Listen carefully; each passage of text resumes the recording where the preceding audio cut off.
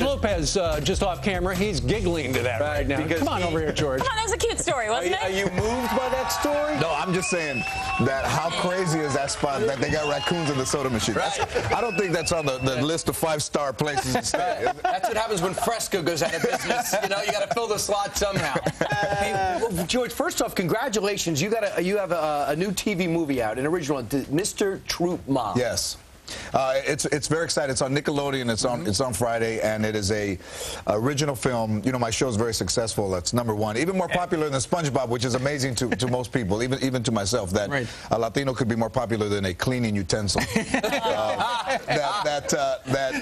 This movie was a lot of fun to do, and I executive produced it with my wife, and Nickelodeon's been great to me. So it's a family affair. We're going to talk about that in a minute after a timeout. But first, you're a comedian. We want to talk to you about David Letterman, also a comedian, a late-night talk show host, and you're going to have a talk show shortly.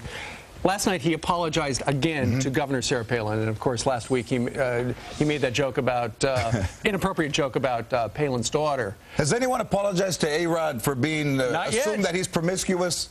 I brought that up. We need a second source on that. We have no idea if it's true or not. Does Madonna come to his defense? Listen, here's what I think, as a stand-up for 30 years, as well as Letterman is doing it a long time.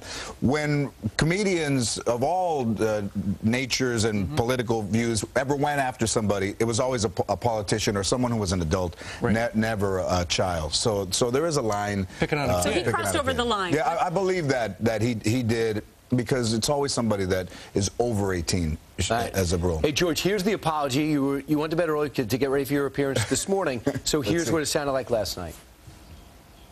But still, I'm wondering, well, what can I do to help people understand that I would never make a joke like this? I've never made jokes like this as long as we've been on the air. 30 long years, and you can't really be doing jokes like that. And I understand, of course, why people are upset. I would be upset myself. Now I'm beginning to understand what the problem is here. It's the perception rather than the intent. It doesn't make any difference what my intent was. It's the perception. And as they say about jokes, that if you have to explain the joke, it's not a very good joke. My responsibility, I take full blame for that. I told a bad joke. I told a joke that was beyond flawed, and my intent is completely meaningless compared to the perception. And since it was a joke I told, I feel that I need to do the right thing here and apologize for having told that joke. It's not your fault that it was misunderstood. It's my fault that it was misunderstood. Thank you. I would like to apologize, especially to the two daughters involved, Bristol and Willow, and also to the governor and her family, and everybody else who was outraged by the joke. I'm sorry about it, and I'll try to do better in the future.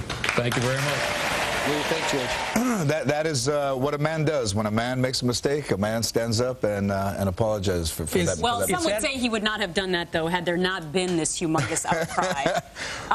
Quite frankly, there's going to be a huge protest outside of the Ed Sullivan Theater today. People who still think that he should lose his job over this joke. But hasn't he become more of a political figure than a comedian? You know, absolutely. With the high profile and the guests that you can have on your show, obviously, you guys know this. I watch you guys because it's almost like watching what the neighbors are saying about you. I like that. Is that with that comes a lot of responsibility, and with those guests comes a lot of power. And unfortunately now, power is tied to personality, and Letterman is the king of late night TV. And you look at back in the day when Johnny Carson was still doing his show. Right. He made jokes about both sides. Yes. You know, you watch The Daily Show.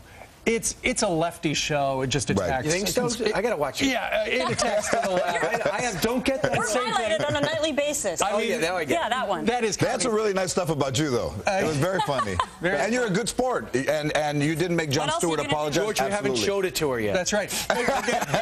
But what has happened is, and Letterman has gone. He's tilted to the left. Yes. And he's attacked people who are conservative, and not so much on the. He holds the left up and beats up the right. Well, so we've come a long way since Johnny Carson. We have come a long way. And Johnny Carson, you couldn't tell if Johnny Carson was Republican or Democrat. That's right. That's the beauty of comedies. You're really not supposed to take a stand so you can be objective to both sides. You know, campaigned for Barack Obama. Yep. And I think that I've been hard on him a little bit as well as, because all these nominees, sure. The head of NASA, first African-American, Sotomayor, the treasurer is a Latina, Attorney General. I say this as a person of color, they all can't be qualified. You'd say, what do you mean? Yeah, that's a joke. There has to be some that are like, hey, how did I get this job? Right. So, but I love what he's doing, and he's working hard. And in this country, the beauty of this country is you should be allowed to have humor and have free speech and have it be a little bit acerbic at times, and yet have some humor and be able to take a joke. But I think anybody over 18. Okay, now that he has apologized, should Governor Sarah Palin go on the Letterman show? Well, I'm not sure if she should go on the show, but that's up to her. But she should accept the apology, and the people who are going to protest that David Letterman should be off the air should cancel the protest. All right. So that's our question of the day. Should Governor Palin go on the Letterman show? I have to tell you, I've been twittering about this all day. Overwhelmingly, I would say 95% of the tweets say that Governor Palin should not go on the show. She should rise above them. They say things like this: no, she should go on Conan's show. Ouch. And make up a top 10 list of why David Letterman must go. Or maybe the George Lopez show. I think she waits till November 9th. I think we hold it. I think we simmer it until November 9th and go on Lopez tonight. We're going to talk to George Lopez in 2 minutes and then answer your phone. And then you answer your phone and get a recorded message. It's a scam. We have the scoop. I didn't know that. When you are set up, Miss Halka would like to see you in our office. Okay. You know what? Tell her she doesn't have to call me. Just rub a couple twigs together. I'll just pick up the sound.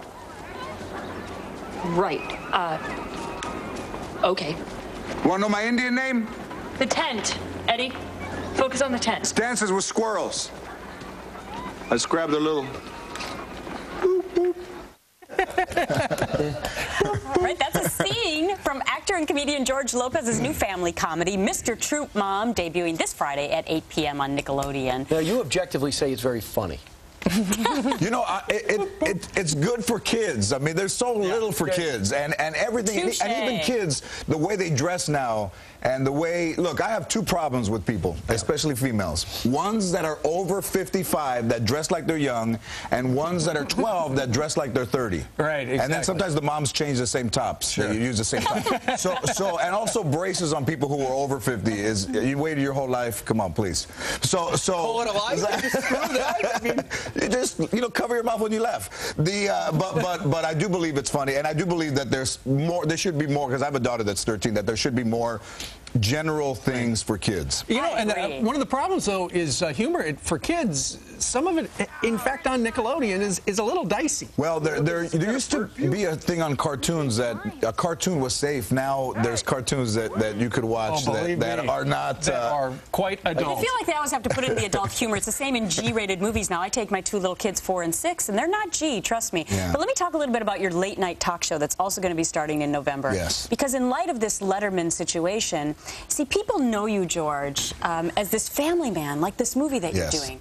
And you're also a stand-up comedian. So which George will show up on the talk show? Well, the stand-up comedian George got the TV George his job. So, Gretchen, I think what I'm going to have to do is I'm going to make this late night a little bit edgier, some for kids. Kids are asleep. The kids are asleep, and it's on TBS. So, I mean, they're taking a chance because their slogan is very funny. And I think giving a Latino a talk show during the swine flu breakout was risky at best. And guts. And let me ask you this: are you going to be better? Are you going to be better than anything that's ever been done in this field? Are you going to be the best ever? In my first 100 days, I promise that I will make a significant move in the right direction. All right. It means absolutely nothing. There you go. I told you I watch you guys. I'm influenced. It's a show you can believe in. It's a show that you can believe in. So don't change the channel. It's going to be on TBS, or rather on Nickelodeon this weekend, Friday at 8 o'clock. Right, exactly. Yes. Mr. Troop Mom. All right, George, it's thank very you very good. much. I love you guys. Thanks. All right. We love Great you. to see you. Thanks for joining us. Seem nice.